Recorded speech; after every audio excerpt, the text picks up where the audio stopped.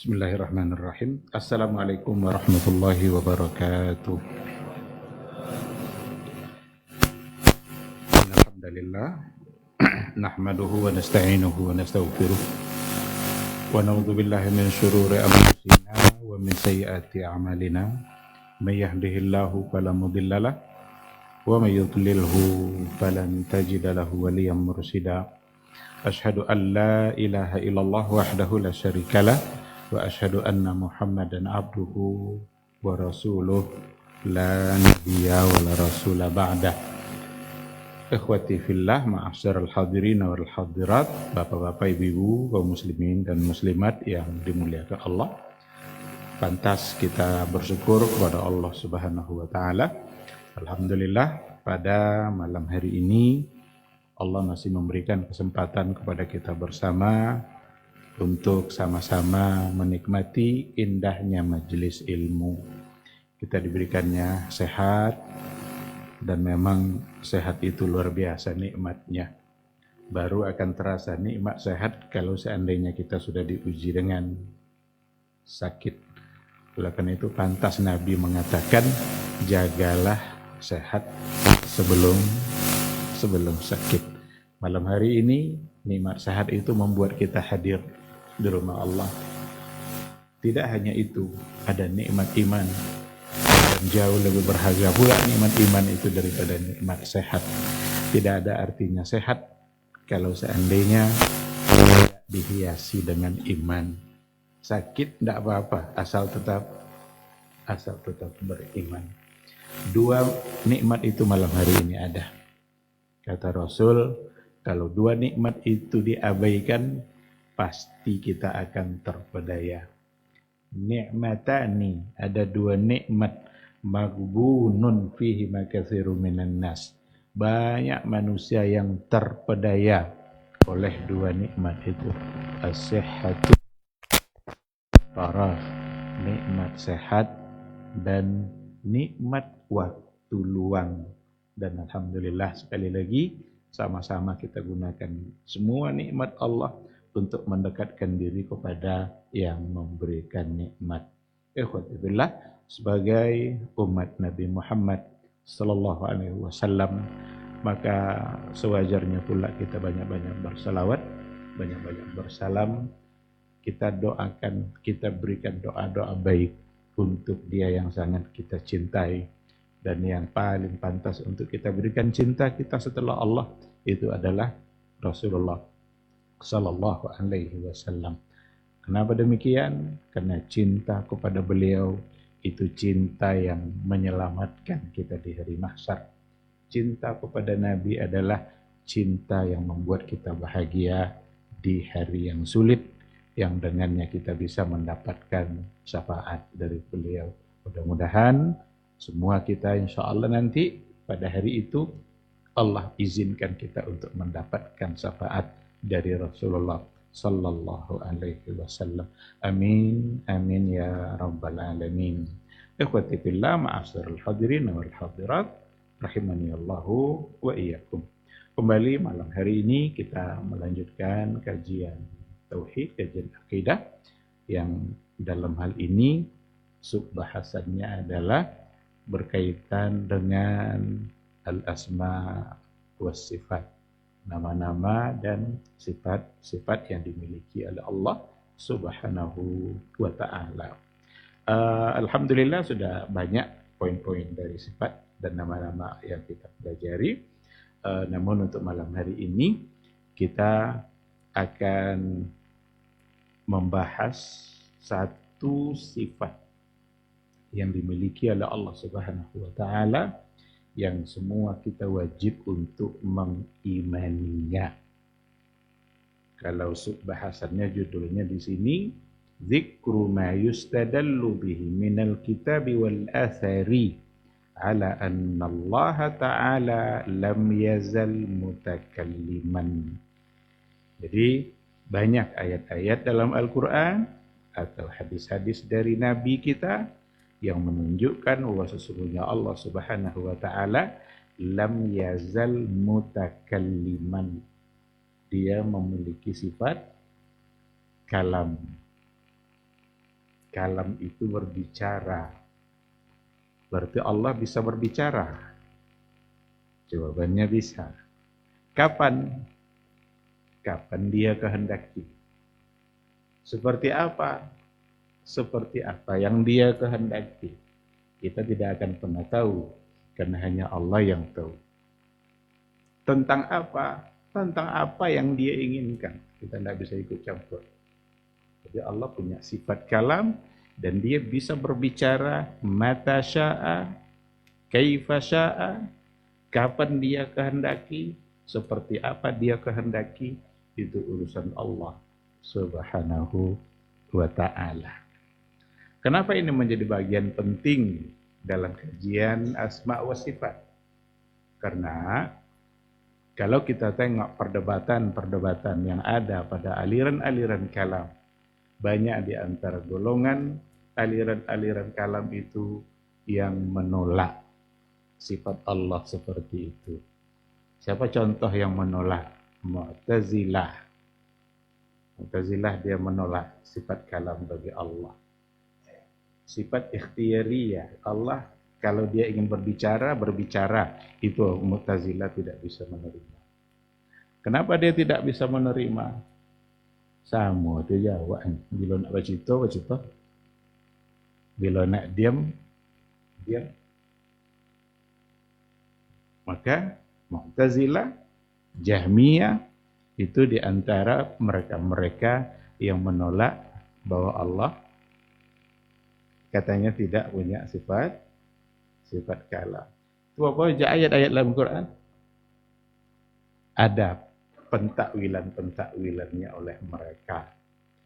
Kelompok Asy'ariyah dia punya pemahaman tersendiri pula tentang kalam. Dibagi-baginya kalam Allah itu menjadi dua. Ada yang mereka sebut dengan kalam nafsi. Kalam nafsi itu kalam jiwa. Kata-kata hati. Awak kan kadang-kadang diam, tapi sebenarnya ada kata-kata, tapi kita diam. Itu namanya kalam nafsi. Dan ada kalam lafzi. Jadi dibaginya menjadi dua. Sebenarnya bukan Asy'ariyah yang membagi ini. Ini sebelumnya sudah dibagi oleh kelompok Kullabiyah. Kullabiyah ini yang pertama yang membagi Allah punya kalam nafsi dan kalam lafzi. Yang sifat kalam yang pantas disematkan kepada Allah bagi Asy'ariyah itu hanya kalam nafsi. Dan itu tidak ada huruf dan tidak ada suara. Adapun kalam lafzi seperti Al-Quran. Quran itu kalam lafzi. Tetapi bagi mereka kalam lafzi itu bukanlah kalam langsung dari Allah, tapi ibarah an kalamillah atau hikayah an kalamillah. Jadi Quran itu ibarat untuk mengungkapkan kalam nafsinya Allah. Maka Asy'ariyah mengatakan Al-Quran makhluk. Yang tidak makhluk itu kalam nafsi. Itu ma'nan qaim bidzatillahi qadiman. Jadi yang sifat kalam bagi Asy'ariyah itu kalam Allah itu ma'nan qaim. Jadi makna. Bukan lafaz. Tapi makna. Kalau sudah hubungannya sama lafaz itu nanti berarti ibarah an kalamillah. Untuk mengungkapkan kalam Allah. Cuma mereka berbeda lagi nanti. Yang mengungkapkan siapa? Kalau begitu, Jibril kah? Atau Nabi Muhammad kah? Sallallahu alaihi wasallam. Tapi dua-duanya salah. Karena Al-Quran bukan ungkapan Jibril, bukan ungkapan Nabi Muhammad. Tapi Al-Quran adalah ungkapan Allah Subhanahu wa ta'ala. Nah, oleh karena itu, bahasan sifat kalam ini menjadi bahasan utama dalam kajian akidah, khususnya pada bagian asma wa sifat, nama-nama dan sifat-sifat Allah. Kalau kalam itu sifat, bukan nama. Allah tidak boleh diberi nama dengan mutakallim. Jadi nama Allah itu mesti sabit. Mesti ada yang dalil yang menyebutkan bahwa dia memberi nama dirinya itu atau Nabi menyebutkan namanya itu. Oleh karena itu, dulu sudah pernah kita sampaikan, setiap nama pasti sifat. Tapi tidak setiap sifat, lalu itu namanya. Maka sifat kalam, orangnya kan mutakallim. Allah nak tidak disebut namanya dengan mutakallim. Artinya, tidak boleh kita panggil dia, ya mutakallim. Kalau nama kan, salah satu guna nama apa? Untuk dipanggil. Ya Razzaq. Wahai yang maha pemberi rezeki. Ya Tawwab. Ya Ghaffar. Jadi nama itu, kalau sudah Allah beri dirinya dengan nama itu, boleh kita panggil. Tapi mutakallim, tidak ada nama Allah mutakallim. Tapi sifat kalam itu ada. Sama dengan Allah punya sifat marah enggak? Bengi. Bisa Allah bengi? Apa enggak bisa? Awak kalau lah bengi lah tak lagi azab ada. Itu sifat. Tapi bukan nama. Maka enggak boleh kita panggil dia wahai yang pemarah. Hai yang maha pembangi. Nah, karena memang bukan sebagai sebuah nama. Nah, maka kalam itu sifat. Tapi bukan nama. Tujuan kita pada malam hari ini bagaimana ulama salaf, generasi sahabat dulu memahami sifat kalamnya Allah. Apanya yang harus kita pahami tentang sifat kalam itu. Kalau dikatakan hanya kalam nafsi, kalam hati, ungkapan hati, dia tidak disebut sebagai kalam. Karena ada konsekuensinya nanti. Kenapa mereka bagi-bagi? Asy'ariyah membagi kalam nafsi, kalam lafzi, dan kalau Mu'tazilah kayaknya dia tidak membagi itu, tetapi menolak sifat kalam itu. Karena nanti ada satu keyakinan yang ada di kalangan mereka bahwa kalam Allah itu laisa biharfin wala bisautin. Tidak ada huruf dan tidak ada suara. Karena kalau ada huruf dan ada suara, berarti Allah berbicara sama dengan kita. Tapi apakah memang seperti itu? Apakah memang tidak ada huruf dan tidak ada suara? Kalam itu kapan disebut kalam? Kalau sudah ada huruf. Sekarang kalam hati, ada huruf? Tidak. Ada suara? Tidak. Tapi kalam tidak tuh. Sekarang ada seorang suami, bakato-kato aja lah mati. Dan carian bini ini gak lagi. Berlaku tidak cerainya? Kenapa? Belum ada kalam. Kalam nafsi tadi itu, kalam tidak nomor? Tidak, karena belum disebut kalam. Yang kalam itu memang ada huruf, ada suaranya. Sekarang, orang bisu, ada kalam nafsinya enggak? Ada. Tapi mungkinkah kita katakan orang bisu itu bisa berbicara? Padahal kan dia punya kalam nafsi. Berarti kalam nafsi tidak membuat seseorang dianggap berbicara. Oleh karena itu, meyakini Allah hanya punya sifat kalam nafsi, tidak kalam lafzi, berarti mereka menganggap Allah tidak bisa berbicara. Sama dengan orang bisu. Ini akibatnya. Oleh karena itu, ulama salaf, generasi dahulu, tidak ada bahasan-bahasan macam itu di kalangan sahabat, tidak muncul bahasan seperti itu. Itu belakangan muncul dari kullabiyah. Mereka meyakini apa yang disebutkan oleh Allah dalam Quran dan apa yang disebutkan oleh Rasulullah SAW dalam hadis, dan dalam persoalan sifat kalam tidak ada mereka menolak seperti penolakan yang terjadi pada Mu'tazilah, Dan tidak ada juga penolakan atau pembagian-pembagian yang mereka lakukan sebagaimana yang dibagi-bagi oleh Kullabiyah yang diikutkan oleh kelompok Asy'ariyah. Ada kalam Allah seperti, karena nanti dibuktikan dalam ayat ini banyak lembaran hadisnya yang disampaikan. Allah bicara kepada malaikat, Allah bicara kepada Adam, Allah bicara kepada iblis, Allah bicara kepada Nabi Musa.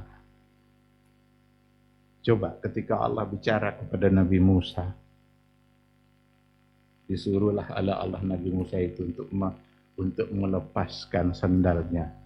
Ikhla'na 'alaika innaka bil wadi al muqaddas tuwa. Ya Musa, lepaskan sandalmu. Kamu sekarang berada pada lembah Tuwa. Tuwa itu nama lembahnya pada masa dahulu. Lalu apa kata Allah nanti? Fastami' lima yuha. Dengarkan kepada apa yang diwahyukan kepadamu. Sekarang ketika Allah bilang dengarkan, ada suara enggak? Yang didengar biasanya apa? Sekarang Allah bilang, fastami' lima yuha. Hai Musa, dengarkan apa yang akan diwahyukan.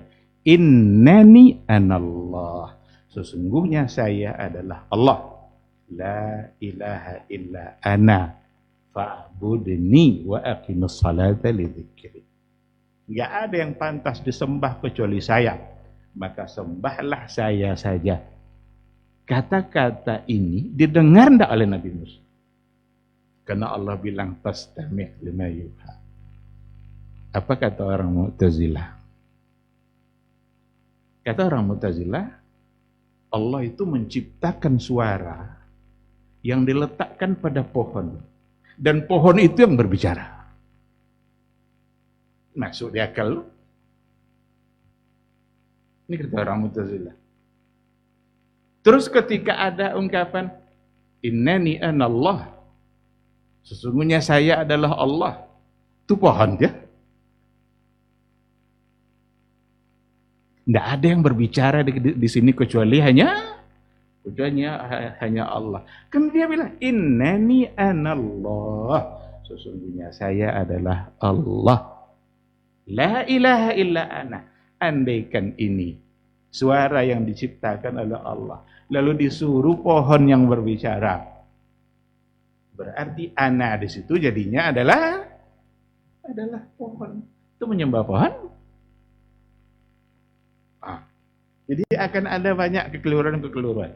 Oleh karena itu, ulama salaf dulu, Rasul mendapatkan ayat, disampaikan kepada sahabat meyakini, tidak pernah ada perdebatan kalam Allah tidak ada huruf, tidak ada suara. Tidak ada suara, tidak ada huruf, berarti tidak kalam. Karena kalau hanya kalam nafsi, itulah contoh tadi. Orang bisu, tidak pernah ada orang yang menganggap dia sebagai ahli bicara, meskipun dia bisa bicara dalam hati. Banyak kata-kata orang bisu dalam hati, cik mau ucapkan tidak bisa. Tapi dia bukan sebagai mutakallim, dia tidak sebagai orang yang bisa berbicara. Maka memang harus kita tinggalkan perdebatan-perdebatan seperti yang tadi itu. Yang paling selamat memang adalah aqidatus salaf, akidah generasi terdahulu, para sahabat. Mereka apa yang diajarkan oleh Nabi tidak langsung terbayang nanti. Kalau berbicara, apalagi kalau ada suara, terbayang ada suara yang keluar, lalu ada huruf yang berbunyi, samo Jawa. Ini yang membuat yang membelenggu mereka, karena memang dari awal konsepnya sudah salah. Apa kesalahan awal konsep ahlul kalam itu? Memahami makhluk untuk mengenali Allah. Jadi dipahami dulu makhluk, makhluk doha. Berarti yang ada pada makhluk tidak boleh ada pada. Kalau ulama salaf tidak. Mengenali Allah bukan dengan mengenali makhluk, tapi dengan mengambilnya dari Al-Quran, kalam Allah langsung, dan mengambilnya dari hadis Nabi. Allah lah yang paling pantas untuk memperkenalkan dirinya tentang dirinya sendiri. Itu cara mereka. Apanya dalam Quran? Ambil. Oh tu sama tu jawab. Tu ndak ada, karena Allah sendiri sudah menafikan laisa kamitslihi syai'. Tidak ada satupun yang serupa dengan Allah. Kalau Allah sudah menafikan keserupaan, tak boleh khawatir juga supo. Tinggal kita mengimani yang disebutkannya, lalu nafikan keserupaan. Allah berbicara, iya. Saya mau jawab, enggak. Kalau saya mau jawab, ada dua di bawah, ada gigi. Kalau hilang gigi lah, enggak jauh dari situ. Sama huruf yang disabit dengan bergigi yang tak bergigi. Itu terbayang Allah macam itu? Tidak. Jangan pernah membayangkan. Tapi dia berbicara, iya. Maka yang diyakini oleh generasi salaf dulu, para sahabat, Allah bisa berbicara kapan dia kehendaki, seperti apa yang dia inginkan. Ini yang tidak diterima oleh kebanyakan ahlul kalam, karena seolah-olah di situ ada sifat-sifat baharu. Sifat-sifat baharu itu kan kadang dia berbicara, kadang tidak, kadang bicara, kadang tidak nih. Kan berarti ada seolah-olah di situ ada taghayyur, ada perubahan. Dan itu mustahil bagi Allah katanya. Dianggap perkara-perkara seperti itu hanya pantas pada makhluk, karena dia sedang membayangkan dirinya dalam persoalan ini. Oleh karena itu akan kita buktikan pada malam hari ini bentuk-bentuk atau beberapa dalil yang di situ terbukti pasti bahwa Allah berbicara kapan dia kehendaki dan seperti apa yang dia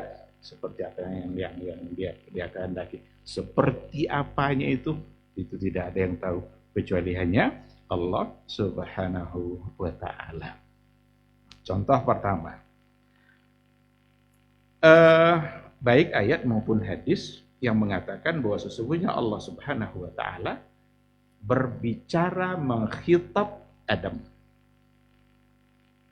Kalau dalam ayat kan ini di awal-awal Al-Baqarah, ketika Allah sudah ciptakan Adam, juga sudah ciptakan Hawa, dan mereka sudah bersatu menjadi suami istri. Apa kata Allah? Uskun anta wa zaujukal jannah. Hei Adam, tinggallah kamu wa zaujuka, dan istrimu menetaplah di surga. Berarti Adam lapona tinggal surga. Adamlah yang menempati surga. Tapi dikirim dia ke bumi ini tentu dengan hikmah dan tujuan-tujuan yang ada pada Allah Subhanahu wa taala. Dan pada akhirnya nanti akan pulang kampung. Maka kata Ibnu Rajab Al-Hambali, kampung asal kita adalah surga. Dan Nabi menyebut kita sekarang musafir. Kan manusia ini kan kata Nabi, di dunia ini kan musafir. Musafir itu ada yang tidak pulang-pulang. Apa dia musafirnya Nabi? Berarti tidak akan selamanya. Pasti akan pulang. Maka kata Ibnu Rajab, sesungguhnya semua kita nanti akan pulang kampung.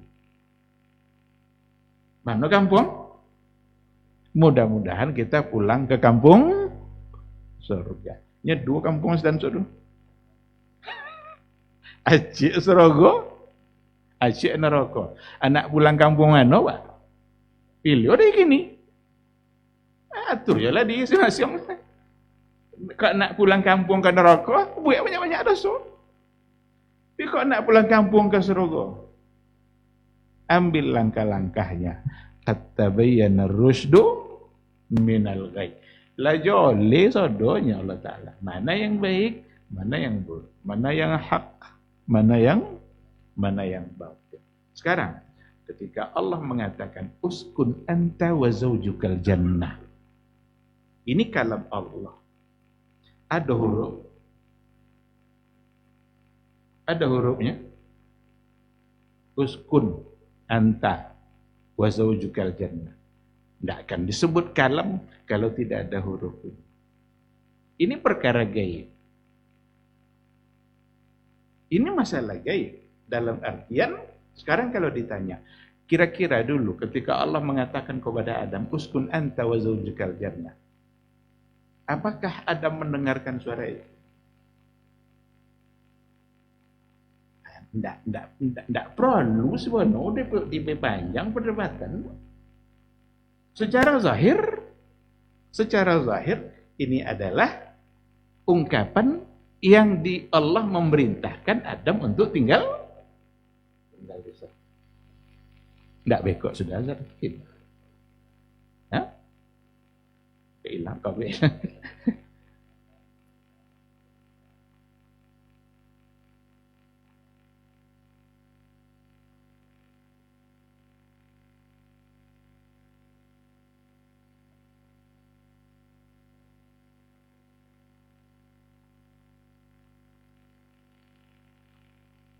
Ada suara, ada huruf.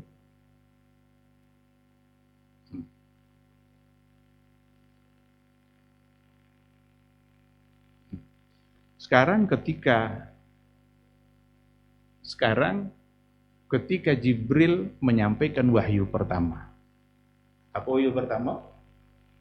Iqra bismi rabbikal ladzi khalaq. Iko kata Iqra dari Jibril atau dari Allah? Ah itu ada huruf tuh dari Allah atau Jibril yang membuat dipahami dari kalam nafsinya Allah. Jibril mengungkapkan. Dah ada dalil dah. Jibril mendapatkan itu dari Allah. Allah menyuruh untuk menyampaikan.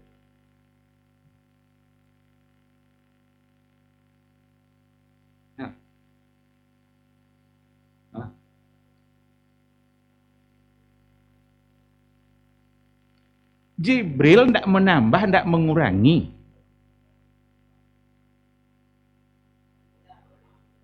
Kalau suara berarti didengar.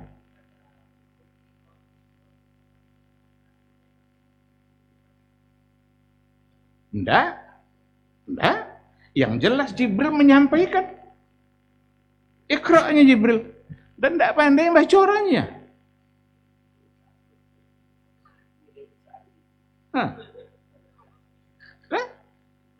Kan suara tadi kan berarti Jibril menyampaikan, tapi itu suaranya Jibril. Ketika ada orang membaca Al-Quran, orang membaca itu suara dia, lafaz milik Allah.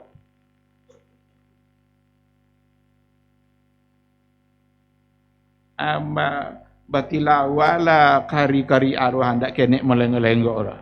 Awak ikut lo melengok-lenggok dia mendengar. Suara bacaannya sautul qari. Suara yang kita dengar itu suara dia yang membaca. Tapi lafaz lafzul bari. Lafaznya Allah al-Bari. Qari tadi membuat. Enggak.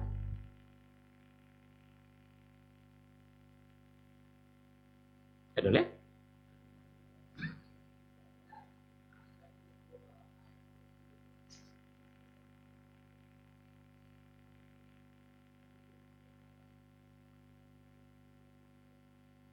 Hmm.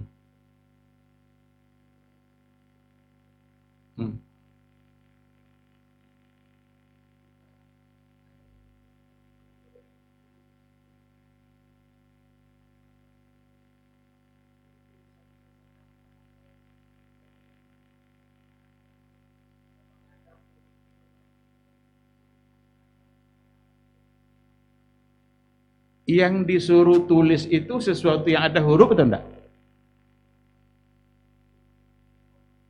Tak, bukan ditulis. Iya betul. Tintanya itu bukan urusan. Tintanya makhluk. Kertasnya makhluk. Lafaznya tidak makhluk. Karena lafaz itu kalamullah, kalam Allah. Huruf yang mana tuh? Yang tertulis, yang awak tulis. Iya, tintanya huruf makhluk. Lafaznya dari Allah, maka tidak ada yang bisa merubah karena Allah menjamin. Allah menjamin Al-Quran agar tetap terpelihara. Allah menjamin Al-Quran itu agar tetap terpelihara. Wabi banyak-banyak dulu contoh ya. Wabi banyak-banyak dulu contoh. Ini baru contoh pertama. Allah berbicara kepada Adam. Allah berbicara kepada iblis. Apa kata Allah? Ya iblis, ma mana'aka an tasjuda lima khalaqtu biyadayya. Wahai iblis, apa yang membuatmu enggan untuk sujud kepada Adam yang telah aku ciptakan dengan kedua tangan? Ketika Allah mengatakan ya iblis, ma mana'aka, ada dialog. Makanya saya katakan ini perkara gaib. Tidak mesti kita perpanjang ceritanya. Secara zahir, dialog ini Allah menyebutkan sesuatu kepada iblis. Dan iblis menjawab, ana khairun minhu. Dan lo belok berinyonya, khalaqtani min nar wa khalaqtahu min tin. Engkau jadikan aku dari api, engkau jadikan dia dari tanah. Apa daya lo sujud?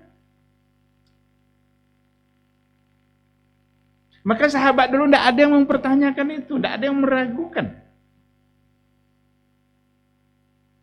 Karena itu dialog.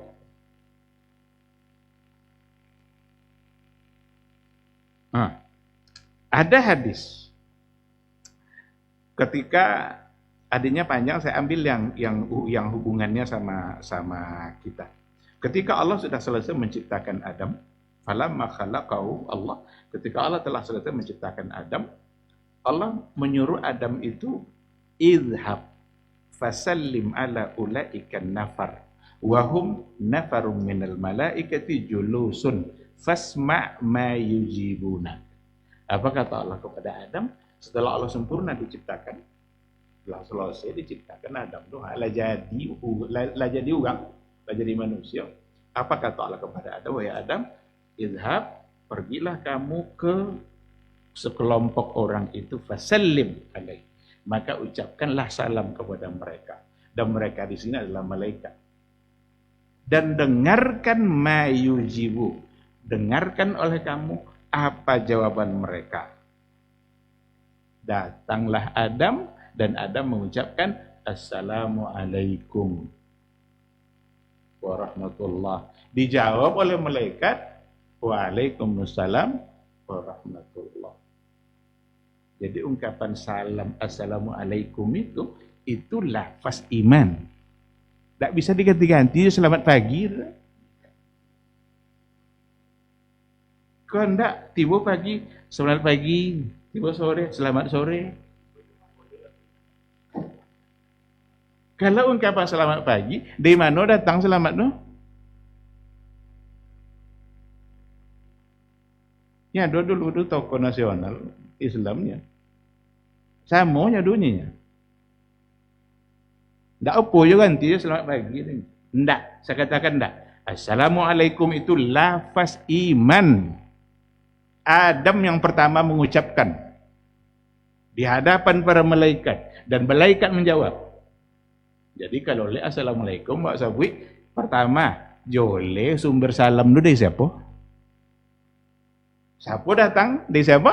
dari Allah. Dan ketika kita ucapkan lafaz Assalamualaikum, kita tidak berhenti pada salam saja, tapi ada rahmatnya, ada barakahnya, lengkap semuanya. Dan tidak dibatasi oleh waktu. Bilo aja lah kita mengharapkan salam itu, kita mengharapkan rahmatnya, dan kita mengharapkan keberkahannya. Nak pagi, nak siang, nak sore, nak jam 2 malam. Hah? Intinya yang ada di hadis ini, kenapa penulis buku ini membuat hadis ini, mengungkapkan hadis ini di sini. Sekarang ketika Allah bilang kepada Adam, ya Adam izhab. Dah engkau tidak ada Adam dulu. Cuma apa cara Allah menyebut itu? Maka tadi saya katakan masalah gaib kok, Tapi kan bisa dipahami. Sahabat dulu paham dan tidak pernah ada mempersoalkan. Oh ini kalam nafsi ini. Berarti kalam nafsi Allah tidak mengungkapkannya. Hanya kalam nafsi saja. Lalu adakah orang lain yang mengungkapkannya kepada Adam sebagai kalam nafsi? Untuk yang seperti itu, maka diperlukan adanya dalil. Kalaulah dianggap bahwa kalam Allah hanya kalam nafsi saja. Sekarang ketika dia nyuruh Adam untuk pergi, salam. Itu kalam nafsi kah? Atau kalam lafzi? Ada yang lebih terang lagi. Allah sendiri menyebutkan, dia ada kalam nafsinya, ada kalam lafzinya. Apa contoh? Man zakarani fi nafsihi zakartuhu fi nafsi. Siapa yang menyebut saya di hatinya, di dirinya, akan saya sebut pula dia di diri saya. Wa man zakarani fil mala'i, siapa yang menyebut saya di depan orang ramai, dia sebut-sebutnya nikmat Allah, kebesaran Allah di depan orang, zakartuhu fil mala'i al-afdal minhu. Akan sebut pula dia di hadapan khalayak yang lebih mulia daripada itu. Ada dua tak situ? Jadi kalau hamba itu menyebut Allah dalam dirinya, Allah sebut pula dia dalam dirinya. Tapi kalau hambanya sebut Allah di depan orang ramai, maka Allah sebut pula di depan orang. Sekarang ketika sebut di depan orang, itu kalam nafsi je doh. Tentu maksudnya adalah kalam lafzi.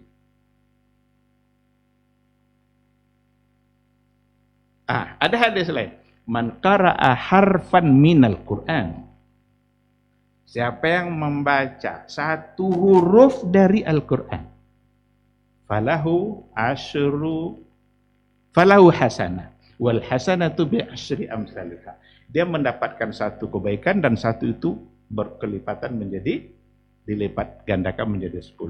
Lalu kata Rasul, Allah bilang, walam aqul alif lam mim harfun. Saya tidak katakan, kata Allah, alif lam mim itu satu huruf. Tapi alif itu satu huruf, lam satu huruf, mim satu huruf. Berarti ada huruf. Dan alif lam mim ini berarti adalah kalam Allah. Ada huruf dah. Maka semua kelompok yang mengatakan kalam Allah tidak ada huruf, tidak ada suara, tidak sesuai dengan keyakinan ulama salaf.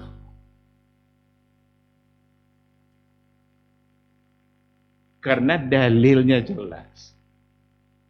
Ayatnya ada. Nabi menyebutkan, sahabat memahami apa yang datang dari Nabi.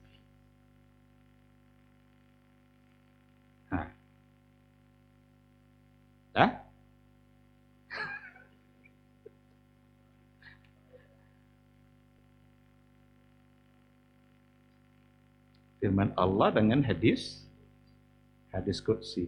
Jadi ada kalam Allah, ada hadis Nabi, ada hadis qudsi. Maknanya dari Allah tapi Nabi yang lafaznya datang dari Nabi. Ini juga satu jawaban untuk yang mengatakan kalau Quran sebagai kalam lafzi, lalu yang mengibaratkan Nabi Muhammad, apa bedonya diskusi? Andai kan dianggap Quran itu adalah kalam lafzi, Sementara yang melafazkan adalah Nabi Muhammad SAW. Apa bedanya dengan hadis? Hadis qudsi. Maka hadis qudsi itu adalah dibahasakan oleh Nabi kita Nabi Muhammad SAW satu makna yang memang datang dari Allah.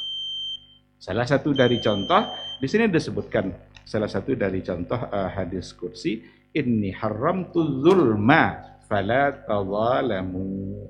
Ya ibadi, inni haramtu zulma ala nafsi wa ja'altuhu muharraman fima bainakum. Wahai hamba-hambaku, sesungguhnya saya mengharamkan kezaliman itu pada diri saya dan saya jadikan itu haram pula di tengah-tengah kalian. Maka tidak boleh kita melakukan kezaliman karena Allah mengharamkan. Ini hadis qudsi. Lafaznya dari Nabi.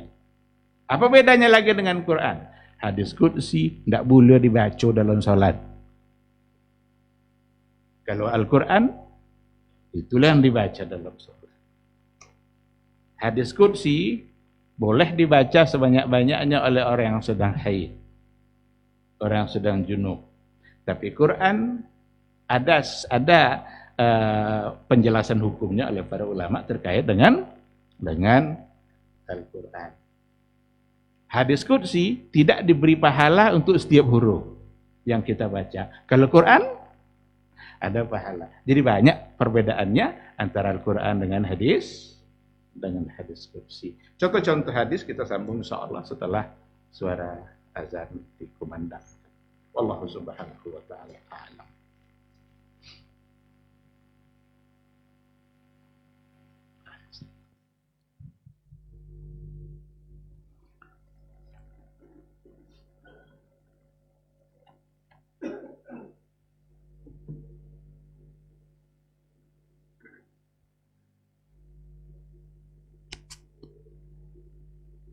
Allahu Akbar,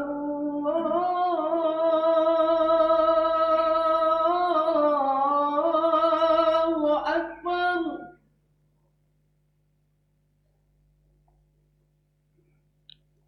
Allahu Akbar,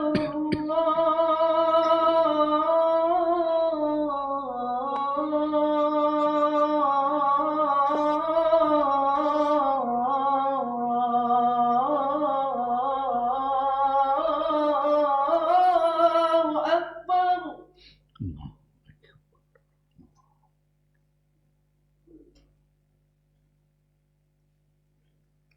Asyhadu an la ilaha illallah.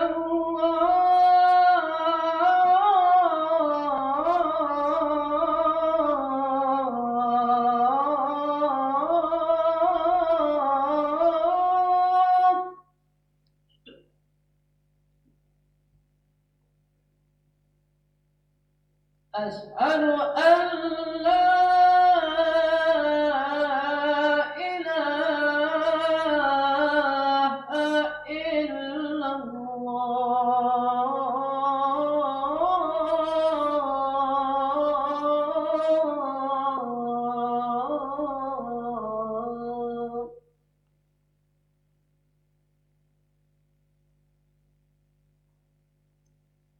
Asyhadu anna Muhammadan Rasulullah.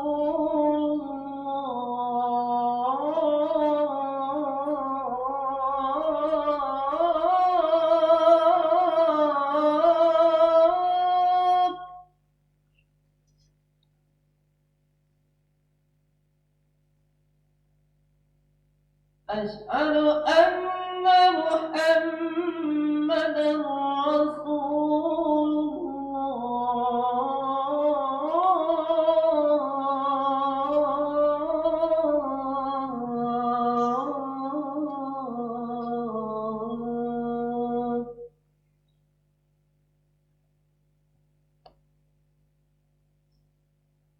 Hayya 'alas salat.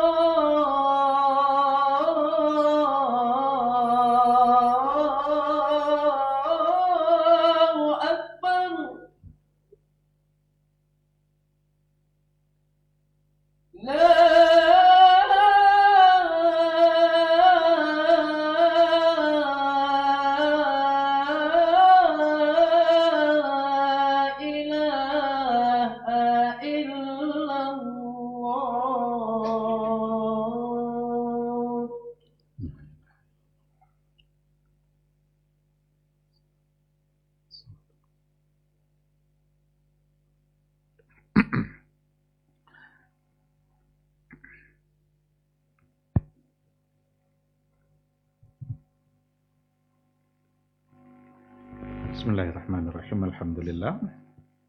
Wassalatu wassalamu ala Rasulillah wa ala alihi wa sahbihi wa mawalah. Ikhwati fillah, ma'asyiral hadirin wal hadirat, rahimani Allahu wa iyyakum.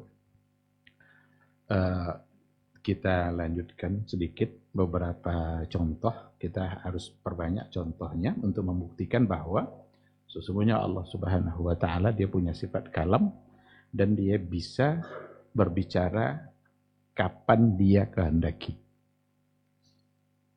Dulu dia berbicara, sekarang dia bisa berbicara kalau dia berkehendaki. Nanti di hari akhirat dia akan berbicara.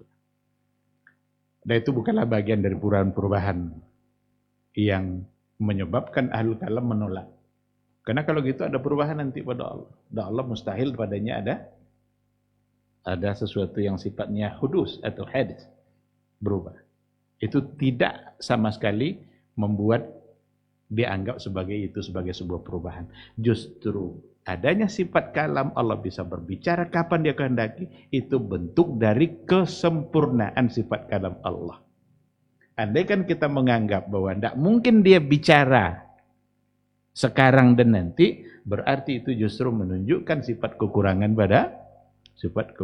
pada Allah Subhanahu wa taala. Sekarang kita ambil satu hadis. Qala Rasulullah sallallahu alaihi wasallam, ini hadis ada dalam Fathul Bari, berarti Sahih Bukhari. Qala Rasulullah sallallahu alaihi wasallam, Rasulullah sallallahu alaihi wasallam berkata, "Ma minkum min ahadin illa sayukallimuhu rabbuhu laisa bainahu wa bainahu turjuman." Tidak ada seorang pun di antara kalian. Nanti kan kita di akhirat ini dihisab ini. Ada perhitungannya. Nanti kata Rasul, semua kita, tidak ada satupun di antara kita illa kecuali sayukallimuhu rabbuhu, dia pasti akan berbicara dengan Rabbnya. Rabbnya berbicara dengan dia. Laisa bainahu wa bainahu turjuman, tidak ada penterjemah. Berarti bicara langsung. Dan tidak ada penterjemah antara Allah dengan kita. Saat Allah berbicara ketika itu, laisa bainahu wa bainahu turjuman. Tidak ada penterjemahnya. Berarti langsung. Kalau seandainya Allah nanti langsung berbicara, tidak ada penterjemahnya.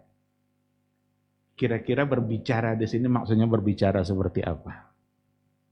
Nah, makanya tadi saya katakan seperti itu tidak kan tahu, hanya Allah yang tahu. Tapi makna secara zahir tidak mungkin ada pembicaraan yang bisa kita pahami kecuali kalau di situ memang ada hurufnya dan ada suara yang didengar. Bahkan di mahsyar juga ada hadis ketika Allah menantang semua raja-raja. Aina mulukul ard? Mana raja-raja pembangkang di dunia dulu? Limanil mulkul yaum? Dan suasana ketika itu suasana mencekam.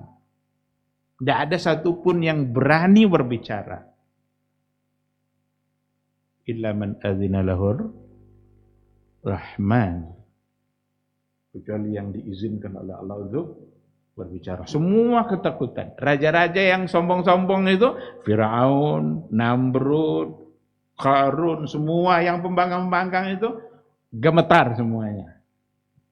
Gak ada yang sanggup untuk berbicara. Limanil mulkul yaum, kata Allah. Siapa yang punya kerajaan hari ini? Siapa yang berkuasa hari ini? Lillahil wahidil qahhar. Ketika dia katakan limanil mulkul yaum, itu suara itu didengar enggak tuh? Kalau suara dalam hati ya, enggak beda kan? Padahal suasana mencekam dan semua takut.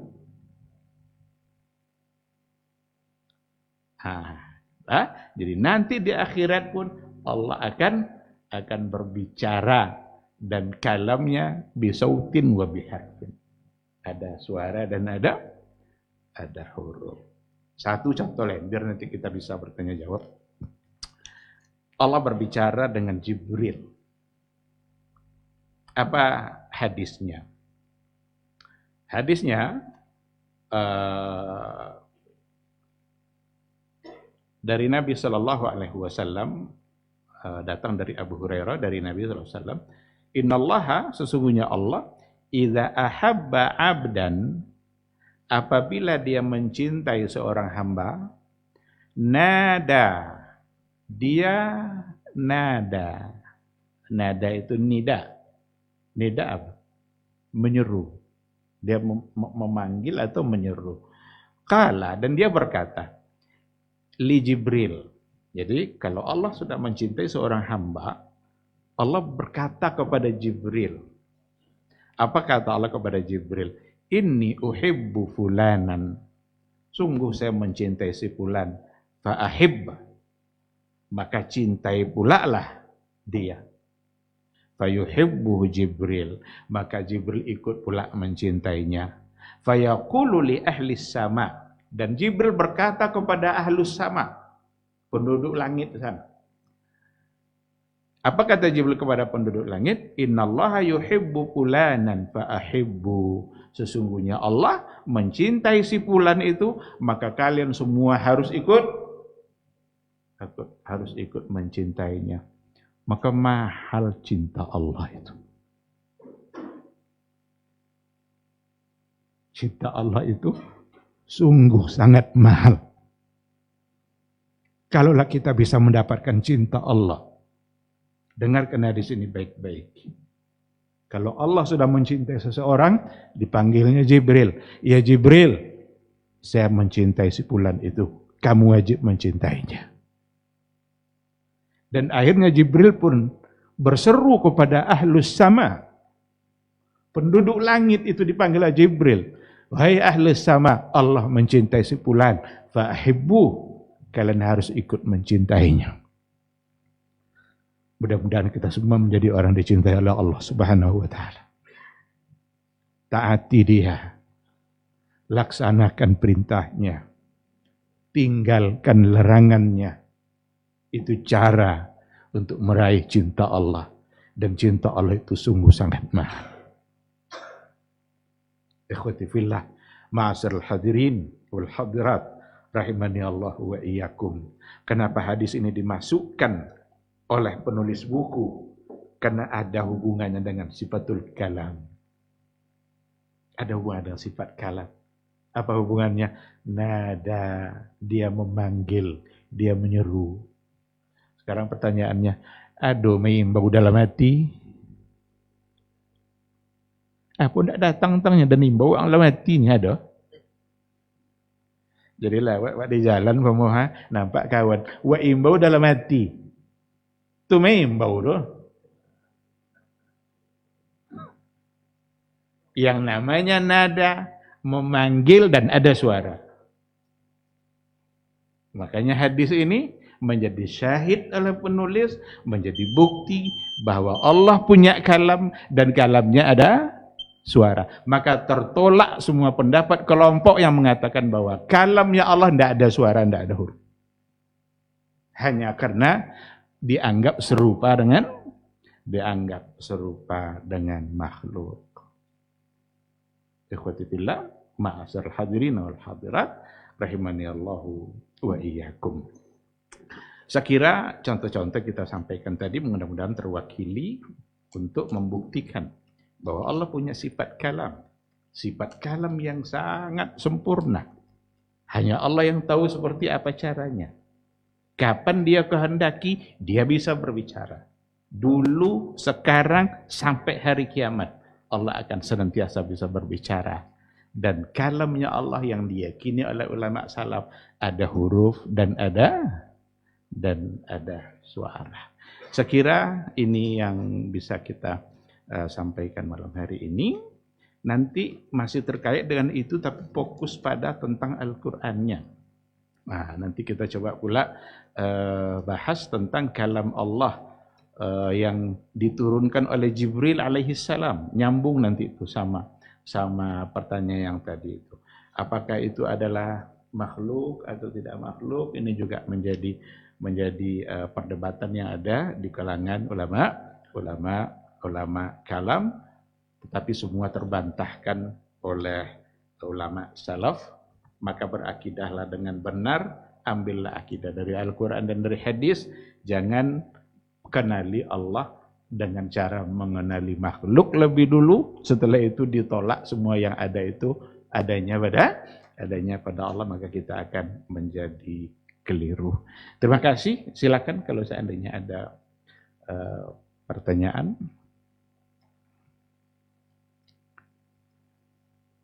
Kalau tidak ada, alhamdulillah.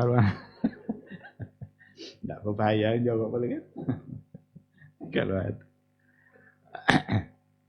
Tidak ada. Pas. Mudah-mudahan dipahami insyaallah.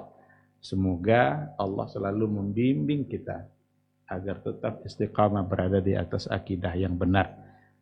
Akidah yang benar inilah yang akan membuat kita bisa masuk surga. Jangan sekali-kali campuri akidah dan iman kita dengan hal-hal yang tidak berdasar, yang tidak datang dari Rasulullah sallallahu alaihi wasallam. Mudah-mudahan Allah menjaga kita semua. Amin amin ya rabbal alamin. Terima kasih. Subhanakallahumma bihamdika asyhadu an la ilaha illa anta astaghfiruka wa atubu ilaik. Wassalamualaikum warahmatullahi wabarakatuh.